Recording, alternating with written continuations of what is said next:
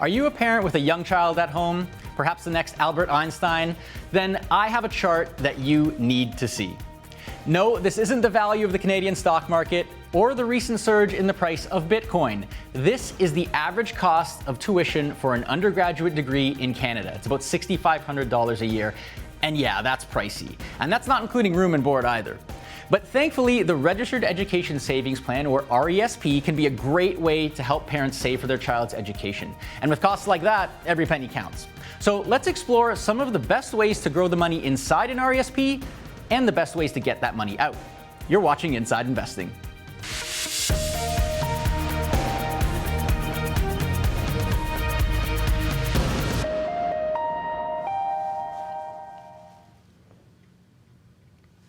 Hello everyone, welcome to another edition of Inside Investing, the show that helps you level up your financial knowledge and sharpen your investing skills. Presented to you by TD Direct Investing, named Canada's best online brokerage by the Globe and Mail for 3 straight years and counting.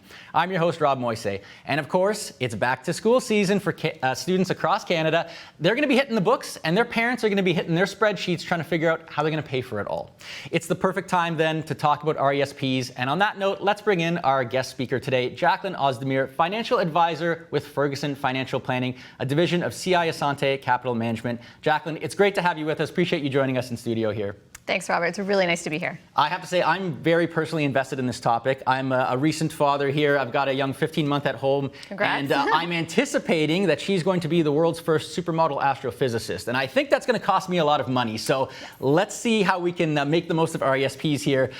You've helped, obviously, a lot of parents set up RESPs for their children. Just take us through why you think the RESP is such a powerful tool to help them save for a post-secondary education.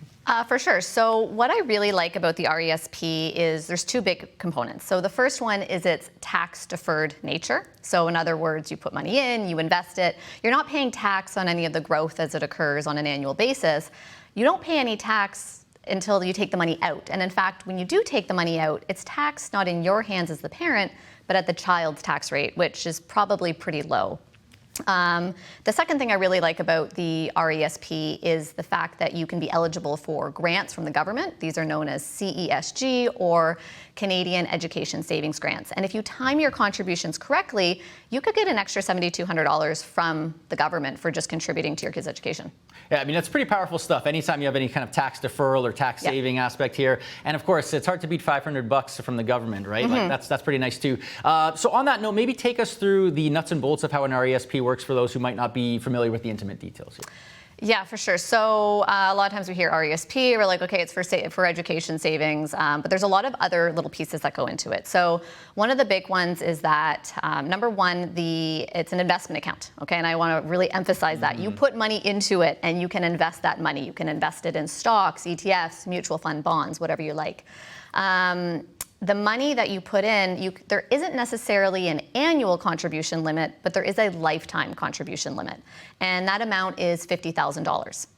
Now, the first $2,500 that you put in per year is generally going to get you that $500 of government grant or 20% on the $2,500. Now, again, I mentioned if you time that correctly, so just say you do $2,500 a year for the first 14 years of your child's life, you will have maxed out the government grants because you can only get $7,200. So if you're doing the math quickly, you'll know that the first $36,000 of contributions timed correctly will get you $7,200 in grant money. And again, that's money that is free, and it's an additional top up to your child's education, and looks like it would cover maybe the first year's just tuition payment, which is great. Yeah. Other things to keep in mind, I mentioned earlier the tax deferral.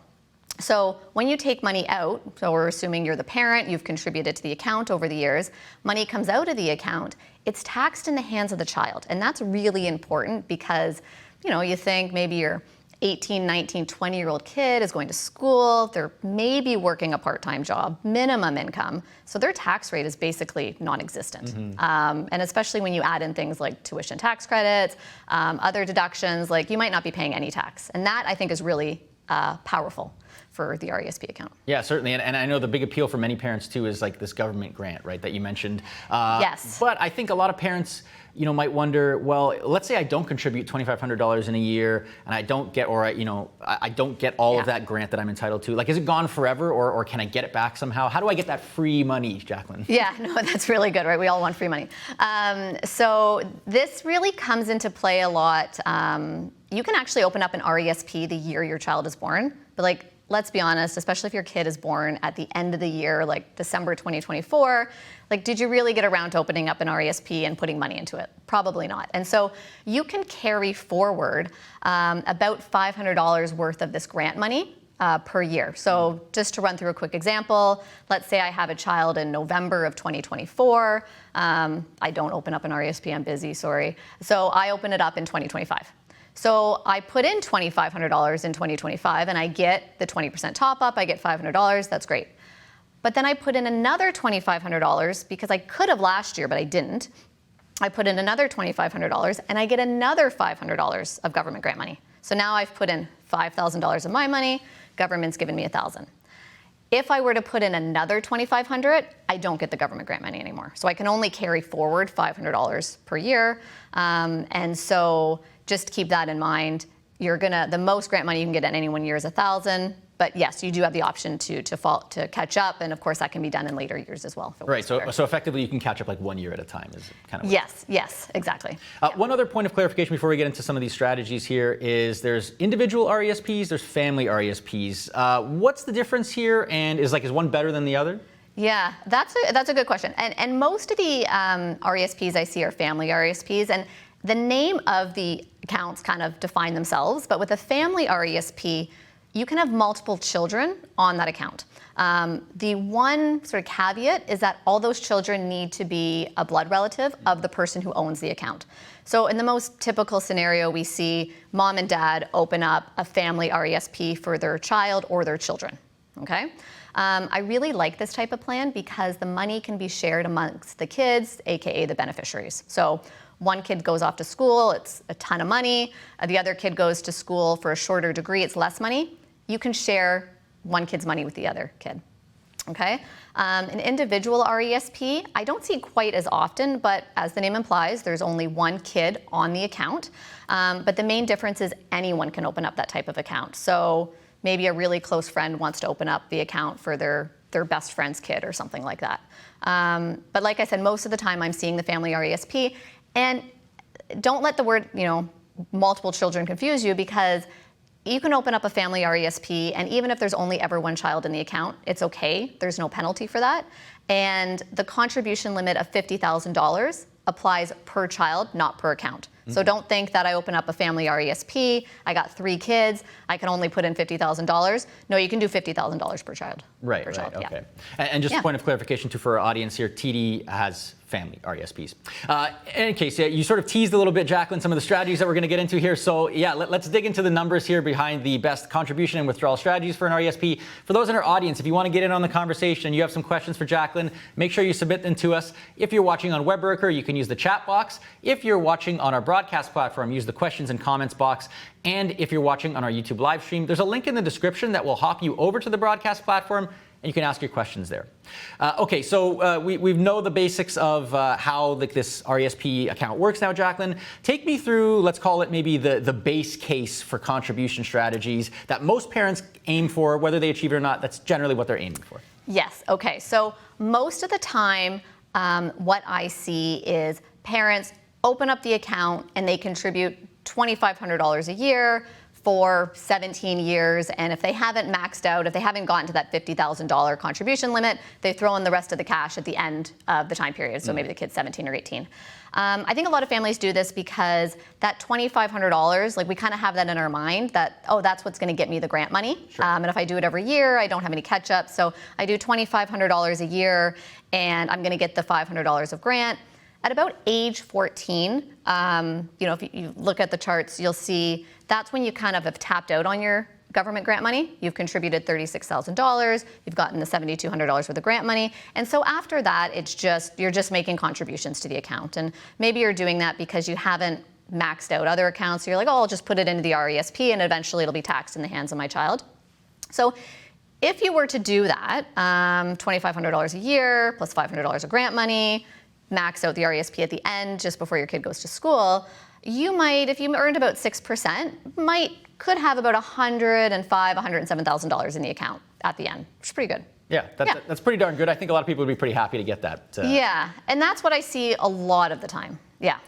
Yeah, I think it sounds like it's the most manageable thing. $2,500 nothing to sneeze at either, but at least it feels more achievable. That said, yes, it's not the mathematically optimal thing to do, right? So can you take us through the mathematically optimal contribution strategy for RESPs? Yes, for sure. So, and this might sound a little out there, and I don't want to shock people too much, but mathematically speaking, if you bring out your calculator, remember, this is a tax-deferred account. There's $50,000 of contribution room, and I have a runway of 18 years at least. So mathematically speaking, the best thing is actually to put in $50,000 right away. I know I just talked about grant money and catching up, but no, $50,000 right away. The first $2,500, you'll get $500 of grant money. So now I got $50,500. I've invested it, and it has 18 years to grow tax-deferred. And that strategy could actually yield you the highest return. I'm about $140,000, again, assuming a 6% rate of return. I do like talking about this strategy in reality, maybe not as realistic, but also it comes with some risks because I put my money into the market on a particular day. It's up here, it goes down here, and it stays like that for a while. Am I going to get that $140,000 at the end? So it comes with some risks, but it is something to consider for sure. Yeah, certainly there's a little bit of a sequence of returns risk there to consider. But that said, 18 years of compounding is a long time to make your money work for you. And obviously the more you start with up top, the better. It actually reminds me of a strategy that we heard from blogger Matt Pointer from Dividend Strategy a couple of years back. He had an interesting twist on this lump sum strategy that you're talking about that incorporates a TFSA. Let's hear what he had to say. Okay. Say you were to put that, have that $50,000 in a TFSA. Each year, you're taking from the TFSA and you're putting it into the RESP, and you're getting the CESG that goes along with that money. By the end of 18 years, when you combine the values of the TFSA, or that separate account, and the RESP, you actually get a higher number than if you had just put the whole $50,000 into the RESP up front. So just to quickly recap here, again, Matt is talking about if you have $50,000 lying around, which I'm sure so many of us do, right? But if you did, and you put it in TFSA and then you sort of doled it out into the RESP over time, that's how his strategy would work. What do you think about that approach? I think this is actually a really cool, great idea. I like it for a variety of reasons. So like to your point, you have $50,000. Maybe cash you put into a TFSA, or you already have a TFSA. I just want to remind people that if you're putting cash into the TFSA, just make sure you have the contribution room, sure, right? And there's rules around that. But $50,000 in a TFSA, and again, that's an investment account, so invest it, and maybe you earn 6% a year. And every year, just take $2,500 from my TFSA, put it into the RESP, get the grant money. Next year, same thing, get the grant money. And you do that kind of just like how you were contributing to an RESP in the first scenario, which is, presumably taking cash flow and putting it into the RESP. Here we're just moving TFSA from a tax-sheltered account to a tax-deferred account.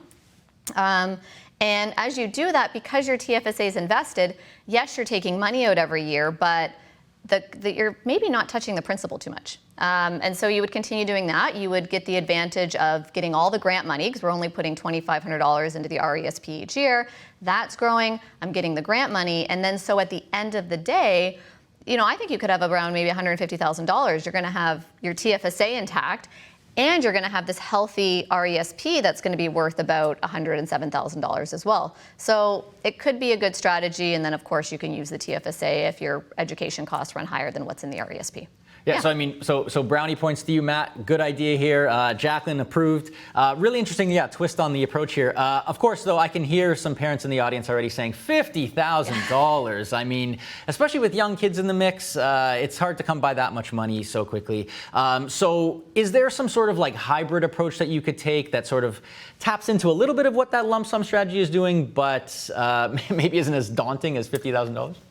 Yes, and you raise a good point, because let's be real. who has $50,000? We just had a kid, I'm going on parental leave, maybe I just bought a house. Like, kids are not cheap. So while the $50,000 is a really cool strategy, maybe more realistic is, yes, this hybrid approach. And so what that would look like in practice is I set up my RESP and I contribute $2,500 a year, just like I was planning to do in that first scenario we looked at. What would happen next is, I mentioned $36,000 is really the contributions that you make that qualify for the education grants. So that means there's $14,000 that doesn't. And what a lot of parents do is they put in $2,500 a year. At age 14, they've maxed out the grant money, and now they're just putting money into a tax-deferred account and they're investing it. But once if you did that at the start, so I put in $2,500, I get my $500 grant money, but I put in an additional $14,000. Now that number is not as high as $50,000, so it might be a little bit more achievable. But I put in that $14,000, and that represents money that's not going to get grant money, but it never was. So as long as I do that, and then I continue with $2,500 a year till about age 14, I've gotten to take advantage of that tax deferral by putting more money in up front. My account's going to be bigger at the end. Again, we're probably looking at more like 130, and it is a perfect hybrid. So it's not as daunting as 50,000, but you're getting to take advantage of the tax deferral. Right, you are getting at least some of that additional compounding benefit. And you get the grant money, which is, a lot of us want to get that, of course. Okay, so again, 14,000, nothing to sneeze at either, but perhaps a little bit more manageable for some parents out there. That's good to know. 100%. One thing to consider, though, I can think of parents here saying, in year one, I might not have 14,000 plus that extra $2,500 to do the initial contribution. But what about if I come into some lump sum of money? Maybe I get a bonus at work, 3, 4, 5 years in, whatever like that. Is there a break-even point where the lump sum stops making sense? It's better just to kind of continue what you were doing with the regular contributions, or is it always a good idea? Yeah, and this is such a good question, and we actually ran this scenario for some clients this year, so it's very top of mind. There is a point. There is a break-even point, but what you just described is very realistic. So I'm younger, I have my child, I'm earlier on in my career, I've progressed in my career, maybe I'm making more money, I've gotten an inheritance, so there is a potential that now I have this extra cash that I can put into the RESP. Just to kind of walk through an example, let's say that I have a 10-year-old and a 2-year-old. 10-year-old was born 2015, 2-year-old was born 2023. And since they were both born, I had opened up an RESP and put in $2,500 a year.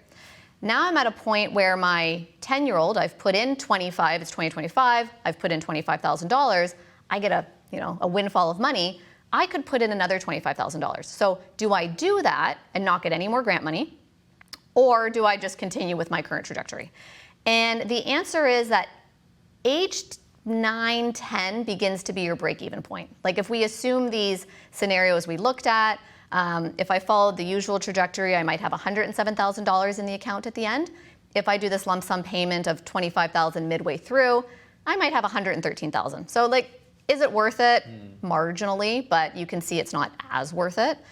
With my 2-year-old though, I have, if I've contributed for 2 years, I have $45,000 left of room. And if I had $45,000 cash, put that into the RESP, I kind of give up a lot of the remaining grants, but I have 16 years of tax deferred growth. And in that case, it's worth it. You're looking at maybe the end value is about $140,000 for the account. So I would say after age 9, probably not worth doing the lump sum anymore. If you've been contributing on a regular basis, you're better off collecting the grant money instead. Okay, that's great food for thought, breaking it down for us there. Another thing too, I know that parents are wondering is, I have my own financial goals to save for, so now I got all these accounts that I have to manage. My RESP, I got a TFSA, RRSP, now FHSA in the mix. Maybe they'll throw another couple acronyms at us down the line here. Do you have any suggestions on how they can balance the contributions to these accounts? Is there an order that makes sense generally? Okay, so yes, and I'm going to preface that by saying everyone's financial situation is different. It depends. It depends, but I like the RESP because you're getting that 20% top up. That's pretty powerful. So that's reason to want to focus on that account maybe first. And then when it comes to the next question is TFSA RSP. A lot of folks have group plans at work, whether it's a group RSP plan or it's a pension plan. So if you're doing that, that sort of counts as your RSP contributions already. So then you might want to focus on the TFSA. Definitely if you're saving for a shorter term goal. So if you're 35 and you want to buy a new car in 3 years, maybe the TFSA is the better route because gist of how it operates and you can take money out tax-free. Like, don't save for a car in your RRSP sort of thing. And so if you already have a plan at work, focus on the TFSA. If you don't have any plan and you're just doing it all on your own, I like to use around $93,000 as a bit of a threshold. So above $93,000, if you make an RSP contribution, you're getting a pretty healthy deduction off your tax return. So it's really worth prioritizing that if your overall goal is saving for retirement. Otherwise, I like the TFSA if you're earning maybe below $93,000 or you're saving for a shorter term goal. And then the last acronym, FHSA, First Time Home Savers Account. I love this account for someone who actually is saving up to buy a home and traditionally was going to use the RRSP Home Buyers Plan. I think the FHSA is just as powerful, if not better. You get the tax deduction, take money out in the future, and you don't have to pay it back like you do with the Home Buyers Plan. So RESP, TFSA, RSP, and then maybe FHSA if you're saving for home. Okay, that's super helpful rules of thumb. Of course, yes, that's a lot to run through. Appreciate that. And of course, yes, it always does depend. But it's nice to hear that RESP and the child's education, just because of that grant being so powerful, it can make sense to prioritize. One last one for you too on the contribution side, and it's just around the asset allocation of an RESP. Like, how should that change over time as the child approaches school age? Yes. Okay. This is one I get a lot, and I'm going to say, just like any other type of investment account, it really depends on your time horizon. So if we look at the RESP specifically, child's born, I have maybe 18, 19 years before they go off to school. That's a pretty long time horizon. So I would like to focus more on growth in the early years. And maybe you focus on more growthy assets, and I'm talking stocks, ETFs, mutual funds that are more growth oriented in the early days. Around maybe 14, we want to start looking, okay, we know we're probably going to need this money in a few years, so let's scale back the risk a little bit. Maybe we move to a little bit more bonds, or we look at GICs, just something we know that if the market crashes, the whole RESP isn't necessarily at jeopardy. So I like to create a cash wedge, and so that's where, especially if the kid's maybe 16, they've expressed high interest in going to university. Oh, I know it's going to cost $15,000 between room and board and all the other things. So let's carve out at least that and make it super conservative. So in case the market crashes, the day before you need to write your tuition check, your money's not gone. It's protected. At least that portion is. Okay, that's a nice rule of thumb. And I guess it kind of boils down to your sort of risk tolerance of like how close to the line do you want to take it before they start school to try to maximize returns versus safeguard some stuff. But it sounds like a few years out is kind of generally where you'd want to start really thinking about that. For sure, but you can probably go more growth heavy earlier on, provided your risk tolerance can handle that. Certainly. Okay, really appreciate you running us through the contribution side of the equation here. We went through a lot of math, so naturally I thought we could take a little break and throw some more math at you. Perfect. But this is fun. These are fun numbers, okay? We're going to do a little bit of trivia with our audience here. RESP edition here. I have some questions for you, multiple choice questions. You let me know what you think the answer is, all RESP related stuff. You ready to give it a shot? Okay. Okay, let's get into it here. So let's call up our first question here. The first question says, what was the average contribution per child that Canadian parents made to RESPs in 2024? Was it A, $580, B, $1,120, C, $1,840, or D, $2,500? What do you think, Jacqueline? I'm going to say most parents do around $100 a month, so I'm going to go with option B. Option B, okay. Let's reveal the answer. I think that's a good guess. What do we got here? No, in fact, the answer is actually C, about $1,800. And I found this kind of surprising. Parents in Nunavut led the way, actually, over $2,200. They get paid good money up there, I think, in a lot of cases. So maybe that plays into it, too. Okay, we got our next question here. Let's call this one up for you. We have, what percentage of parents contributed at least $2,500 to an RESP in 2024 to max out the government grant for that year? 6.5%, 10.1%, 17.7%, or 20.6%, Jacqueline? What do you think? 10%? 10%. Okay, let's call up the answer here. What do we got here? It is, in fact, D. 20.6, which I think is actually pretty heartening, really frankly. It was actually all up from prior years, so almost 2 full percentage points. So that's pretty great stuff here.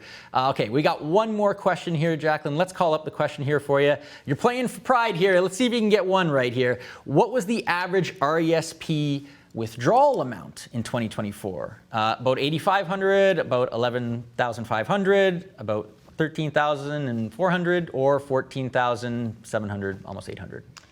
B, 11,000? B, 11,000. I'm feeling good about this one, Jacqueline. I think you're going to get this one. Let's see. Yes, it is, in fact. The answer is B. Woo! There we go. It's actually the highest amount dating back to 2015. So, looking at all these stats here, Jacqueline, do you have any major takeaways? School's expensive, and I don't think everyone's able to maximize the government grant money that they could get. Yeah. Right? 'Cause we're not all maximizing $2,500 a year. Yeah, certainly. There is room for improvement. Perhaps if we were to report card this for parents in Canada here, I would give them maybe like a C+. I don't know. What do you think? What would you give them? Yeah, I think so. That makes sense. I get it, though. It's hard, right? There's a lot of expenses and a lot of these competing priorities. So if you can, the 20% grant is really powerful. So it's best, if you can take advantage of that, I really recommend it. But again, acknowledge that that's not always easy to do. Yeah, don't sleep on it, parents, if you can swing it. Thanks for a little bit of playing along with a little bit of fun there, Jacqueline. Let's get to the withdrawal side of the equation here. Yes. And before we get into sort of some case studies here, just can you take us through what is the withdrawal process for getting money out of an RESP? Because it can be a little bit complicated. Yes, and I would say the withdrawal portion is maybe a little bit more complicated than the contribution portion. So number one, you've saved up in the RESP, you want to take money out. A lot of times to do that, if you have an RESP at a financial institution, they're going to ask to see proof of enrollment, number one. That often comes in the form of an actual letter from the university or a class schedule with maybe the student's name. But those are just the details. But when we actually take money out, it's really important to remember that there's two components in the RESP. One is the post-secondary education component, and that represents the money that you originally put in. Those are your contributions, and so for short form, we call that PSE, post-secondary education. The other component is the education assistant payments, EAP, and that represents any of the grant money that was received and any of the growth money, or any of the growth that occurred on that money or your contributions. It's important to distinguish the two because when you take out PSE, which again is your original contributions, that's tax-free. Great. When you take out the education assistance payments, EAP, that portion is taxable. And again, it's taxed in the hands of the child. Keep in mind, again, your child's probably maybe working a part-time job, low income. We have the basic personal exemption around $15,000. We have tuition tax credit. So it's possible that money is coming out without taxes at all, but just something to keep in mind if your child is working a higher paying job in those years. So a lot of the times what we like to do is we want to maximize how much of that EAP we're taking out. We do that for two reasons. Number one, chances are as they go along in their education, it's more and more likely that they might find a higher paying job, and so their tax rate's going to be higher later on. So let's pull as much of that taxable stuff out when their tax rate's still low. And number two, and maybe we'll talk about this later, if the child doesn't use all the money in the account, you got to pay back some of that to the government and taxes on it. So let's just get it out as quickly as possible. Just keep in mind that that's great. You're like, okay, I'm going to take out all my EAP in the first year, get it done. Well, there's sort of some rules that are set in place. So the first one is within the first 13 weeks, you're capped at only taking out $8,000 of that taxable money. So for a full-time program, 13 weeks, first 13 weeks, only 8,000 can come out. That drops down to 4,000 if you are in part-time studies. But after that, you can take out as much as you like. Okay, Yeah. so the general thrust here is try to get that taxable stuff out, generally speaking, earlier rather than later here. Yeah. Okay, so with that in mind then, can you maybe take us through some of the ways to best withdraw the funds with that in mind?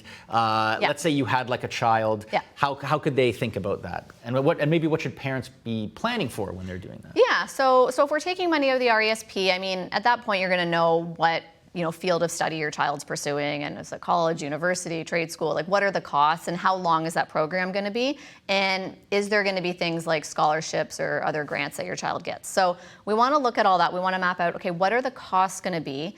And during that time period, is there also going to be additional income that my child's receiving?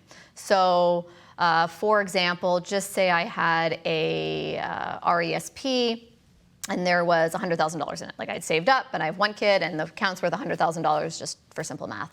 And the cost of education every year with tuition, books and food and board is $25,000. It's a lot, but I'm gonna aim to take out about $25,000 a year. I'm probably going to try to take out around $15,000 of that EAP each year and $10,000 of my original contributions or my PSE if that's available.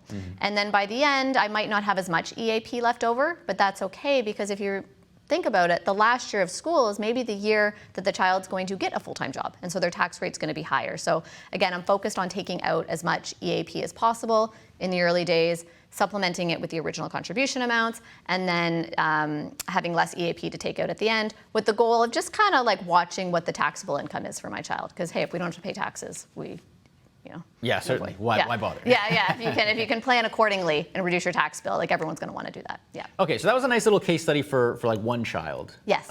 But let's complicate things a little bit. Let's say there's two children that you have. You still have like, the same amount of RESP money to split here, but they have different fields of study. They have different times that they're going to be studying for. How do you manage the potential tax liability here with this count?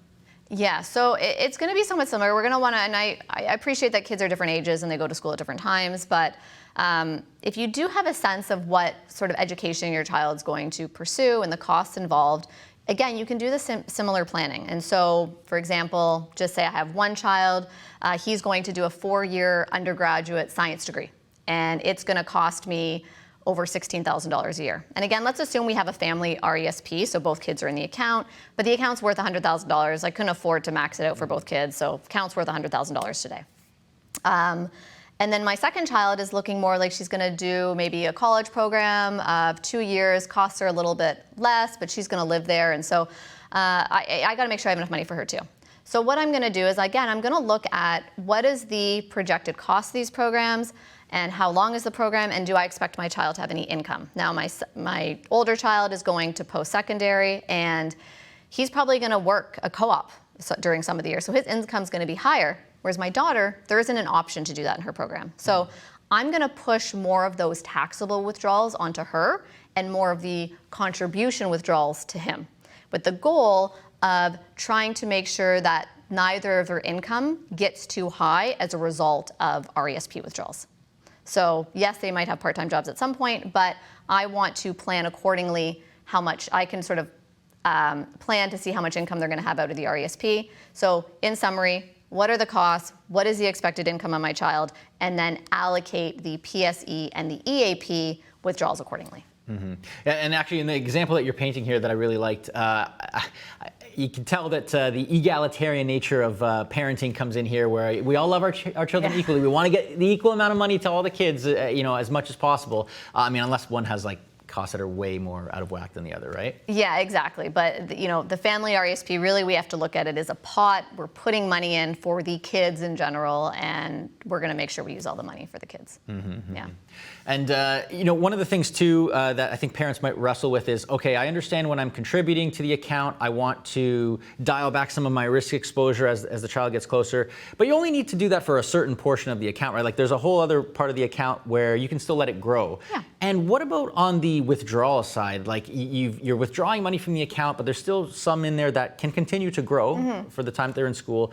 How do you think about the asset allocation best practices around that?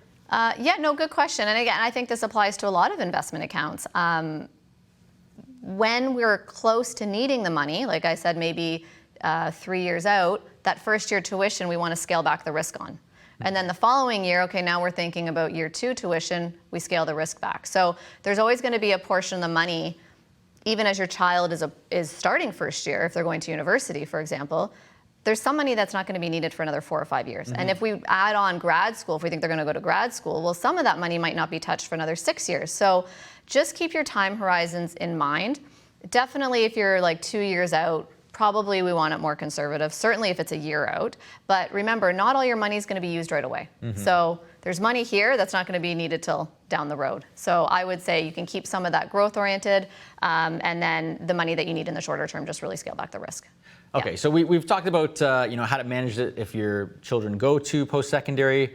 But what about if they don't? What about if you've saved up all this money for them, you've got $100K in there, and then they say, you know what, I just want to go travel the world and be like a digital nomad of some kind, and I don't want to go to school or anything like that.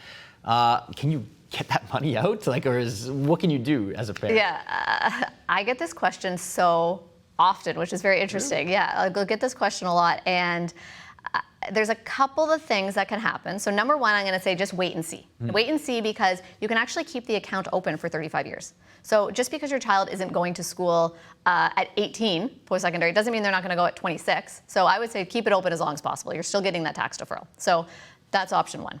Option two, if you've opened up a family RESP and you have 2 or 3 children in it, well, the money can be, a lot of it can just be reallocated to the second beneficiary, the second child.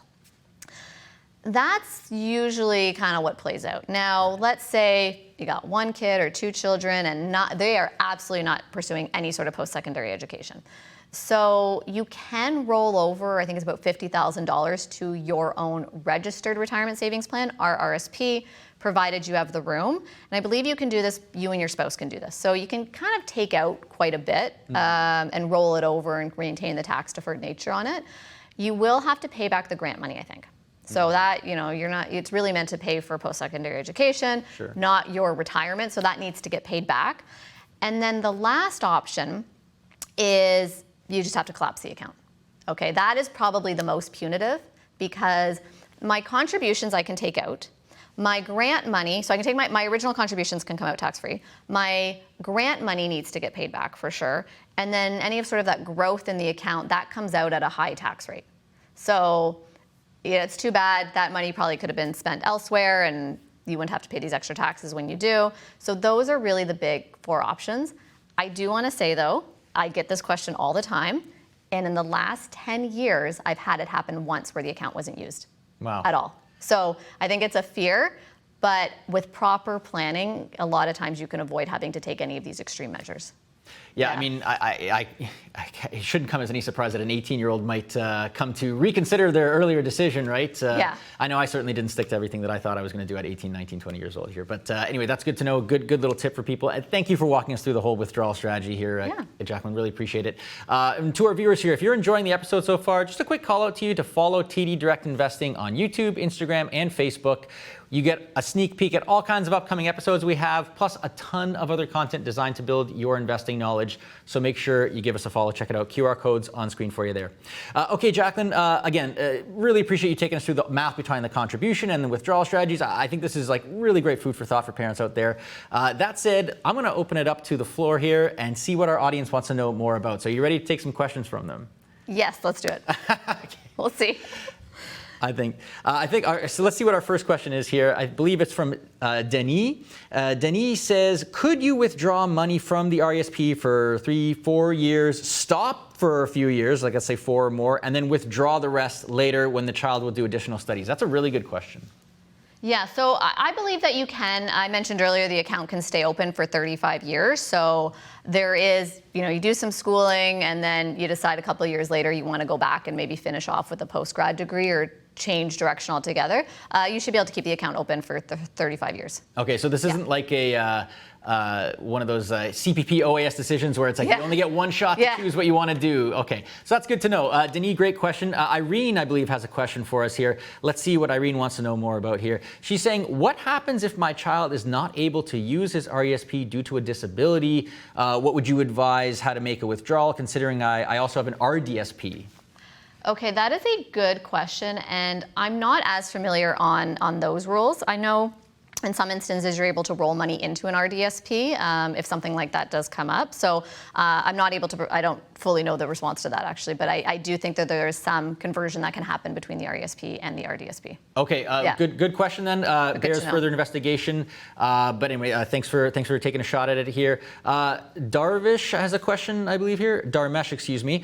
When withdrawing the funds, do you have to go directly to the educational institution, or can it go to a dependent to spend how they wish on various items for education? Okay, great question. A lot of times how the withdrawals actually work is if you are the parent and it's your child's RESP, the money actually goes to you, the parent, to pay for the education. Now, I think you could send it to the child or the beneficiary, but no, you don't need to pay the institution directly, the educational institution directly. It can go into someone's bank account and then be used to pay for costs. Okay, that's good to know. Yeah, and there is flexibility too on what exactly you can spend that money. It doesn't have to be just tuition. That is correct. So we're talking, if you're renting on campus or off campus, even if you need to buy a car, textbooks, you need to buy a laptop, like there is some flexibility. You just want to make sure that it is for for costs that would be related to the child's education. Okay, Yeah. that's good to know. Yeah, I think maybe some people have the misnomer that it is just for tuition, but actually there's a lot of flexibility on this money. Yes, yes. Okay, let's get to our next question here. What do we have in store for Jacqueline here? Pooja wants to know, I make monthly contributions to the RESP. How would I know if I've reached the lifetime contribution limit of $50K? Does the bank inform me that I've reached my contribution limit, or would they just let me continue and I'll have to pay tax on the growth once it's taken out? Okay, very good question. I would say depending on where you're doing your RESP investing, you might want to be tracking it on your own. I can appreciate, though, that you might have lost track somewhere along the way. So I don't have the number off the top of my head, but there's actually a phone number that you can call. I think if you Google Canada Education Savings Grant phone number, you'll get a number that you can call. And if you have your child's SIN number, they'll actually know how much you've contributed. So if you're worried you're reaching that limit and it hasn't been being tracked, I recommend calling and just sort of getting the answer. Yeah. It's kind of similar to like your TFSA RSP contribution too. Like sometimes it's easy to lose track of this stuff, especially when you have like multiple accounts places. Just call to find out. Yeah, but from what I see, there's usually not a block that would prevent you from over contributing. So best to have an idea of what room you have left. Okay, good to know. Andrew has a question for us. Let's see what Andrew's got for us. Andrew wants to know, my child has finished his post-secondary education and still has balance made up of contributions and capital gains. My son is working now and his marginal tax is higher than mine, so when I withdraw, how will the withdrawal be taxed? Okay, so this plays into that post-secondary education withdrawal, which is the contributions, and the educational assistance payments, which is the capital gains. So the money when it comes out will be taxed like income, not like a capital gain. So capital gains are more preferential. Yeah. So those capital gains, we'll call that the growth, that will be taxed in the hands of your child and will show up on his tax return. He will get a tax slip for that from the financial institution. If there's money left over in the account, is there some like really tax efficient way to deal with it, or is that pretty much just going to get taxed in their hands? There's nothing you can do about it. There's not a lot you can do about it. Again, we hope that with some proper planning, you've taken out a lot of that taxable stuff already, and all that's left is the contributions, and so that won't bump up the child's tax rate even further. Okay. Yeah. I believe Alexander's got a question for us. Let's see what he's got on tap for us. My daughter will start a master's program in London. Congratulations to you, Alexander. 1 year tuition is $38,000. Whew, maybe I take that congratulations back. We have enough in her RESP. What is the best withdrawal strategy for large amounts? Okay, so if we're looking at an annual tuition cost of $38,000, I'm going to recommend, if you can, split it up a little bit. Maybe because the school year kind of goes over 2 calendar years, I would consider, if it's possible, taking out $19,000 this year and then $19,000 next year in 2026. Now you're going to run into trouble because in 2026 you're going to have to take out another chunk. But what I would say is try to, again, max out your education assistance payments, and then try to max it out again next year. Just be conscious in 2026 because you're going to have 2 big withdrawals.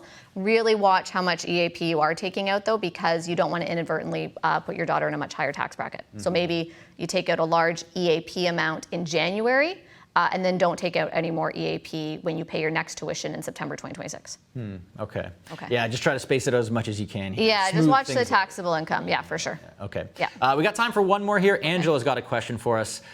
Angela wants to know, my son still has a large RESP. He dropped out at age 25 after 2 years of university and probably won't go back. What do I do with the remaining RESP? Do I wait until the RESP ends, or do I withdraw it and face the taxes now? And you kind of touched on this earlier, Jacqueline, but let's expand on the thought here for Angela. Yeah, so in this situation, I'm tempted to say wait. He's 25. We might have another 10 years we can keep the account open, so we might want to wait. If she's in a low she could consider moving it out to the RRSP, but she might as well wait until the 35 years is up if she's going to do that. The only other thing I would say, if you're totally sure he is absolutely not going to go to school, if she's in a low tax bracket this year, she could look at just collapsing the account, because the grant money will have to get paid back, her contributions will come out tax-free, and that growth portion, it will be taxed, but not as high as if she was in a high income tax year. So I'm tempted to say in this situation, though, let's wait till the account's been open for 35 years. Right. And could you partially collapse the account Is that a thing? I believe you could take out a portion, yeah, but because the account's tax deferred, I'm thinking you keep it in there till the end and just take advantage of that as long as possible, because at least your contributions will remain in there, and the growth that you take out in the future, yes, it'll be taxed, but it still will have had the opportunity to grow for a while. Jacqueline, we really appreciate you fielding so many great questions from our audience here. Some tricky ones in there, and you handled them like a total pro, so much appreciated. And it was awesome having you in, walking us through the contribution and withdrawal strategies for RESPs. Really appreciate you coming in. Thank you for having me. And for you and our audience, of course, thank you so much for tuning in as always. We've got a fantastic episode coming for you next week as well that you may want to check out here. We are going to talk to one of the top financial columnists in Canada, Jonathan Chevreau. He's going to share his top tips for living a wealthier retirement, not just in mind, but also in money. And that's going to be a fantastic episode, so make sure you tune into that one. That's all the time we have for this episode, though. From everyone at Inside Investing, thanks again for watching. We'll see you all next time.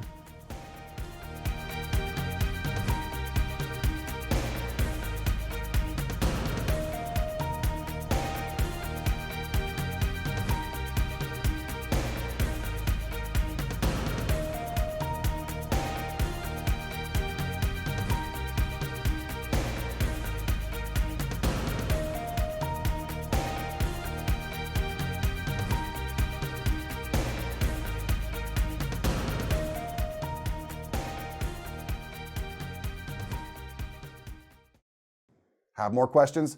Check out the links to the right and in the description below.